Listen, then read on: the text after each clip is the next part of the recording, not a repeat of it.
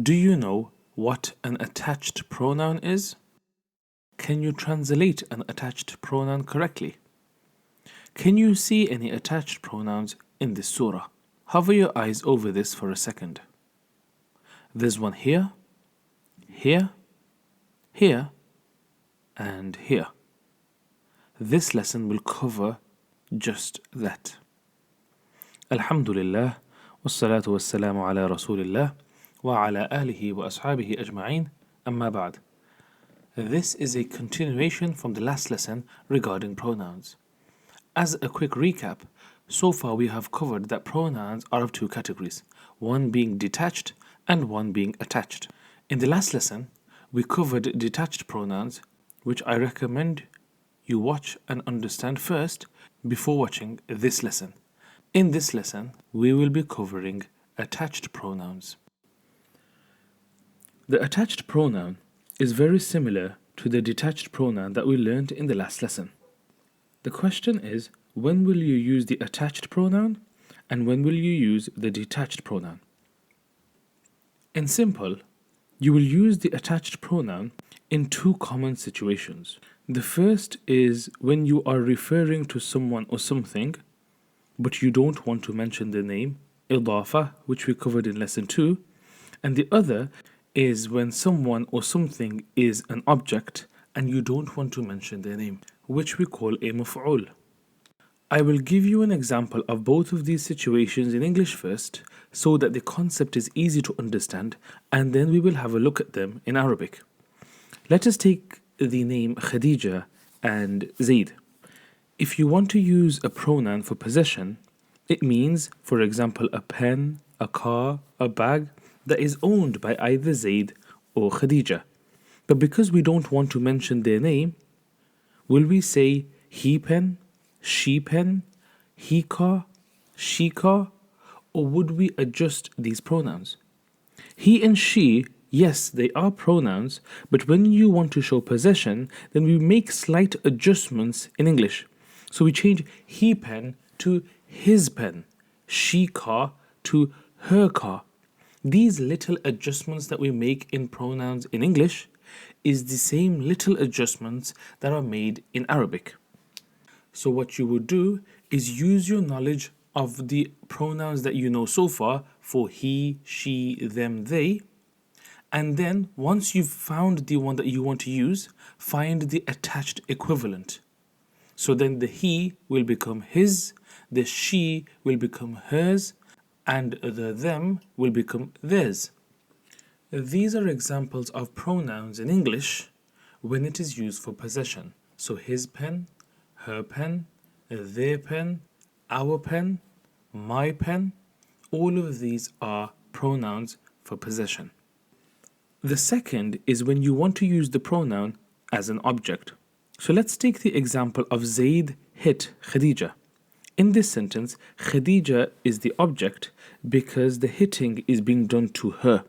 So in this situation, Zaid is doing the hitting, so Zaid is the subject, meaning the fa'il, and Khadija is the maf'ul, the object. If we decide that in this sentence we don't want to mention the name of the object, meaning we don't want to mention Khadija's name, will we say Zaid hit she? No, we will make a little adjustment from she to her. This adjustment is going from detached into attached. So you would look for the equivalent for she, which is her, and you would say Zaid hit her. Let's now take a look at the attached pronouns in Arabic, and let's compare them to the pronouns from the last lesson, which were detached, and let us see the little changes that take place. So where previously it was huwa, huma, hum, now it is hu, huma, hum, and where it was hiya, huma, hunna, now it is ha, huma, hunna. Second person previously was anta, antuma, antum, talking to all the men in front of you. Now it's ka, kuma, kum, and anti, antuma, antunna becomes ki, kuma, kunna. Finally, first person goes from ana and nahnu. Ana for first person I becomes e or a ni depending on the context, and nahnu becomes a na.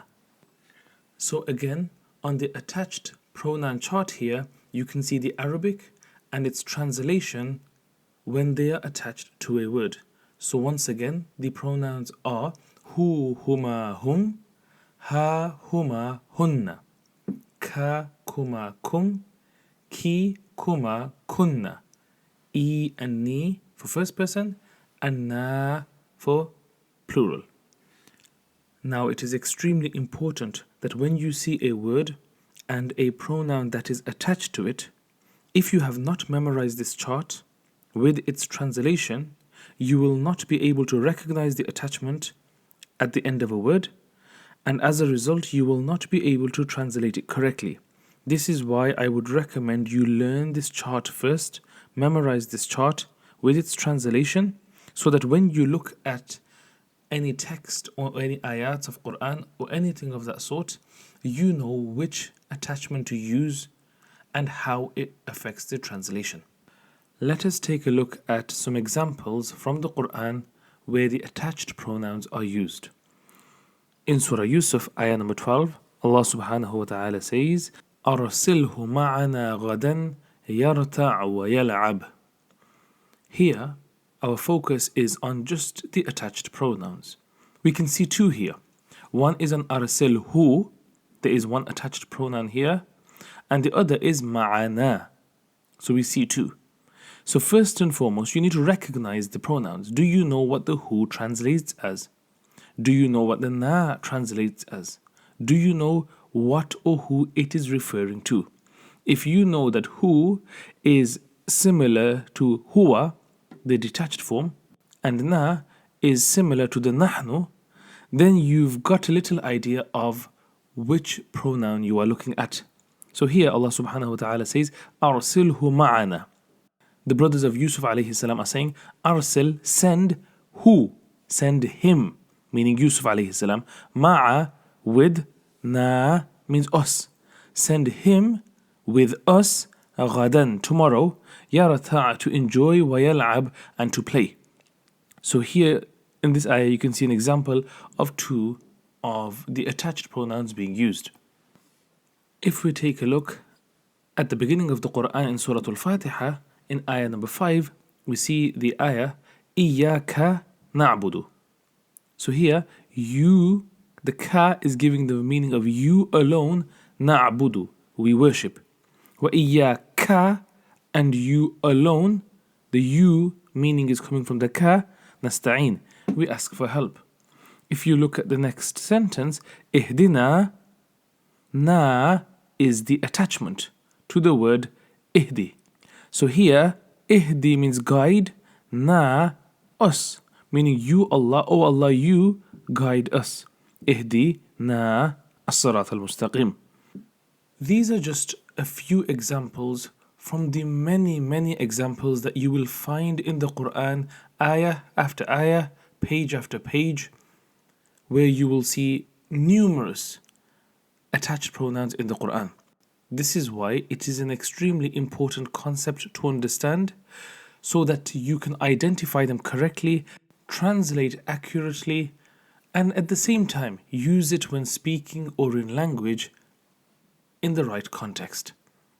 I hope this lesson was beneficial and easy to understand.